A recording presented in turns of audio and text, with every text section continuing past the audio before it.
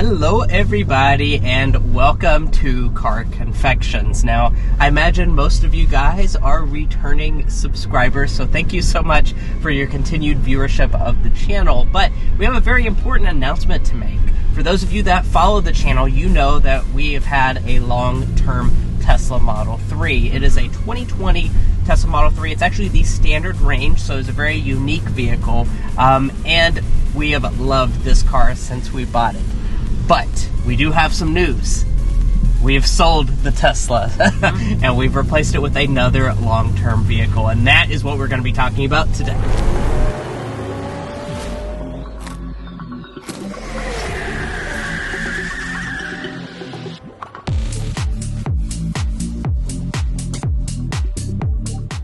Now, first off, I want to say that this is not the replacement. So if you're not familiar with the channel, this is the other long-term vehicle. This is 2021 Hyundai Sonata inline.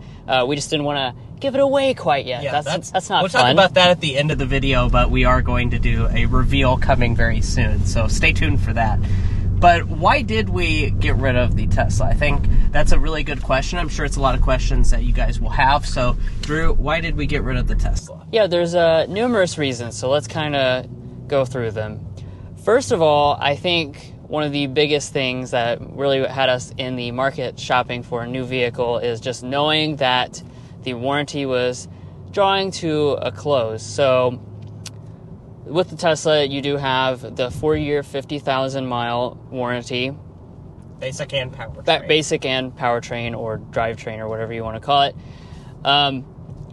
So we had the vehicle since December 2019, so we were coming up towards that, so it was definitely something that was starting to go in the back of our mind because Tesla doesn't have the best reputation for quality, so it really wasn't something that we wanted to deal with and something that we certainly didn't want to finance owning the vehicle outside of warranty. Yeah. If we came across any type of issues, knowing that it would be very expensive to have that replaced. We just didn't want to really get into that. Plus, you know, we're car guys. We like to kind of switch it up pretty frequently anyways. Yeah, and it is worth noting, if you're new to the channel and haven't seen some of our other update videos, we have actually had several things replaced on the Model 3. We had the control arms replaced at about 15,000 miles on the vehicle, and we did also have a few just simple things that, you know, like the piece on the lower panel kept falling off and they had to replace some clips and stuff.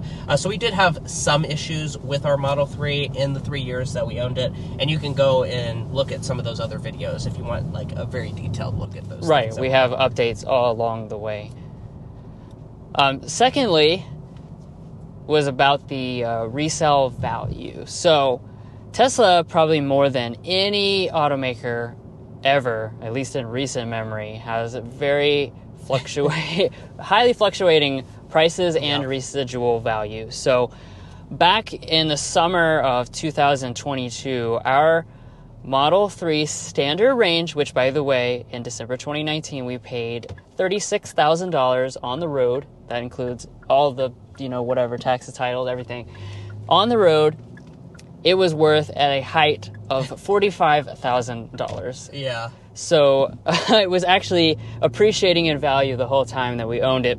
That being said, as we started to approach recent times, things have changed quite dramatically. Yeah. The economy is getting a little shaky. Most importantly, Elon continues to change the prices of Teslas on a daily basis, and he knocked off nearly 25% off the MSRP of Model 3, Model Y, different types of vehicles. As you might expect, that highly impacts your resale value because who's going to buy your $45,000 used one when they can get a new one now for that same exact price? So we were seeing that our resale value was rapidly descending. So that also spurred us along to go ahead and look for the replacement. Right, and it is difficult sometimes to deal with that turbulence. Typically when you buy a car, you know it's going to lose a certain amount every year, and that's pretty much set in stone. But with Tesla, he makes a tweet and then it just goes up or down in value, and that's just a little bit frustrating to deal with as an owner. For sure. Now, our third reason why we sold the Tesla was the battery degradation we were facing. Now, we did have a standard range model, so that does mean that that was the special order version that had a maximum range capacity of 220 miles on a single charge. So that was the lowest range Model 3 you could ever get. And we were sitting at about a maximum charge of 180 miles. So we had about a 40-mile degradation across our 21,500 miles that we drove the vehicle, which is percentage-wise pretty high. I do believe that tracks a little bit higher than what it should be for that amount of mileage. Now, whether that be because we supercharged it quite frequently during COVID, I'm not entirely sure. Right. We did change the wheels as well to be larger than what it originally came with, so that impacts the range. However, the interesting thing was the fact that the standard range was software limited because it actually had the same battery as the standard range plus. That being said, it did seem like it was degrading similar to as if it just didn't have the capacity at all. So that was an interesting concept. And we did also notice that at certain times, if we were taking out on a road trip, the 180 miles was more like a theoretical range with no climate control on. So especially if you took it on a interstate and had the climate control on, you were going 75 miles an hour, you would definitely experience a lot less than that maximum 180 miles of range. You'd maybe be looking at more like 120. And that is, you know, a range figure that does cause some range anxiety for sure. So those were the reasons that we decided now was the time to get rid of it, but don't want to, say that in the sense that we didn't like the Model 3, because as we've shown throughout our different updates, we've really, really enjoyed having it. It was actually a fantastic vehicle, really fit our needs super well, and it was just really enjoyable and easy to live with.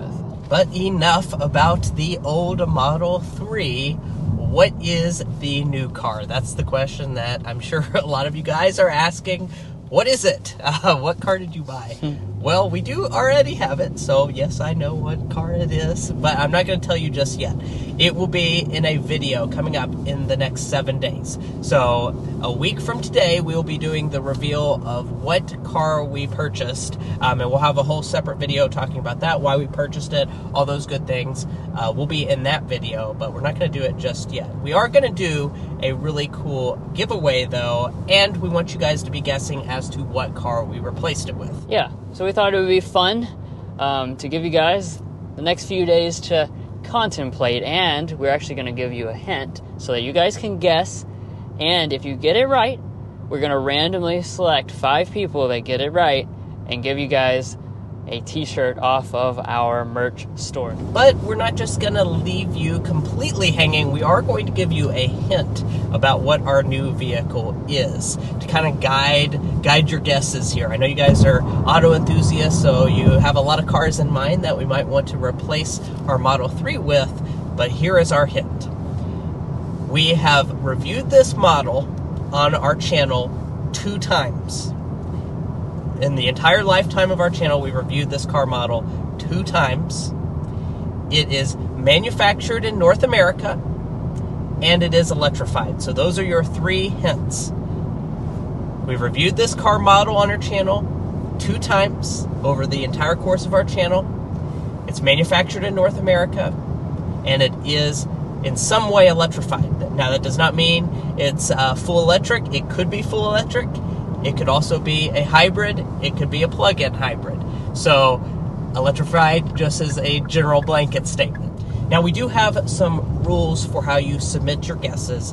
We want those via Instagram. So, the first rule is you need to follow Car Confections on Instagram. Secondly, we want you to submit your guess via a DM. A private DM on Instagram. That way, if you are a winner, we can connect with you, get shipping addresses and all of that figured out. We don't want that on the YouTube comment section. I don't think you do either. I don't think you do either. Third, I want to point out, be as specific as possible.